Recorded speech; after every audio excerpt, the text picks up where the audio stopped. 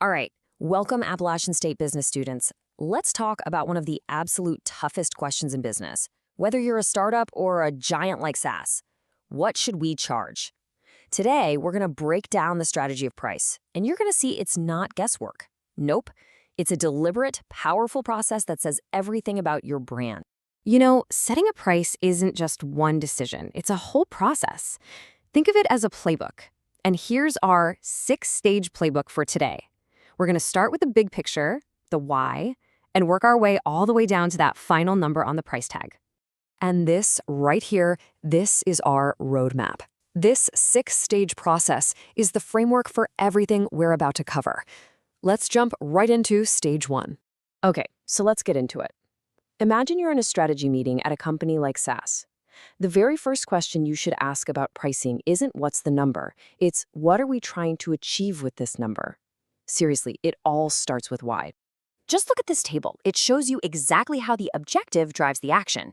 I mean, if your goal is just plain survival, well, your action is simple. You just price to cover your costs. But if your objective is to grow market share, oh, that changes the entire game. Now you're pricing to beat the competition. The why really does dictate the how. So we've figured out our internal why. Great. But that's only half the battle. Now we have to look outward. Because when it comes to pricing, the customer's perception of value, well, that's not just part of the reality, it is the reality.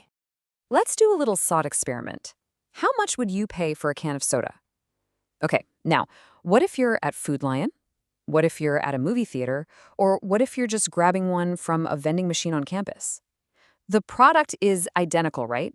So why are you willing to pay 3 totally different prices? And right there, that's the key. Value isn't fixed. It's not baked into the product. It's all about the context. At the movies, you're paying for the convenience, for the experience. At Food Lion, you're just buying a commodity. For pricing, context is absolutely everything.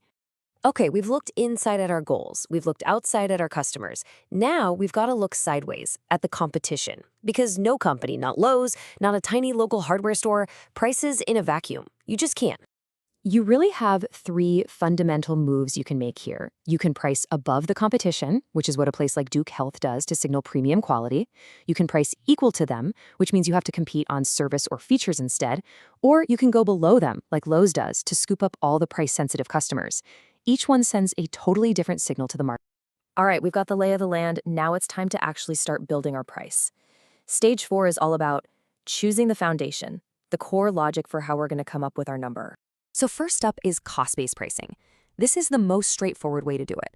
It's totally focused internally. You just figure out what it costs you to make and sell the thing, and then you add a certain percentage or dollar amount on top for profit. Simple, right?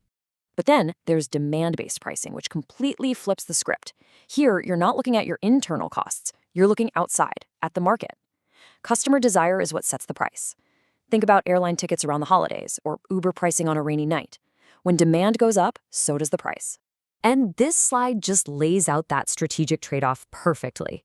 Are you going to price from the inside out based on your own costs?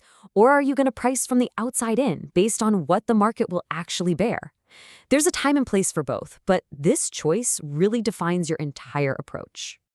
Okay, we've picked our foundation, cost or demand. Now in stage 5, it's time to choose a specific strategy. You can think of the basis as your overall philosophy, and the strategy is the actual play you're going to run. When you launch a brand new product, you've got this unique challenge, right? It's a blank slate. And in that situation, there are really 2 big strategies that dominate the conversation: price skimming and penetration pricing. So you've got a choice to make. Do you go with price skimming? That's what a company like Epic Games might do with a new feature. Start high, get maximum profit from those early adopters. Or do you use penetration pricing? That's what a new brewery like Highland might do. Start low to grab as much market share as fast as possible. So what's it going to be? Profit first or market share first? Now here's where it gets really interesting. Pricing isn't always about spreadsheets and economics. A lot of the time, it's actually about psychology. It's about using the price itself to to influence customer perceptions and emotions. And you see this everywhere. Walk into a Food Lion, head to the detergent aisle. You'll see the store brand sitting right next to the big national brand. That more expensive option acts as a reference price, and it makes the store brand look like a fantastic deal. It's a classic move. And then you have everyday low pricing, or EDLP. This is the whole strategy for a retailer like Family Dollar. Instead of running sales all the time, they just promise a consistently low, fair price. It builds trust, it simplifies things for the customer, and it works. And that brings us here, to the final moment, stage 6. We've done all our homework, we know our objectives, our customers, our competitors, our strategy. Now it's time to actually determine a specific price. This is where all that strategy finally becomes a real number. If you take away just one thing today, let it be this. A price is never, ever just a number.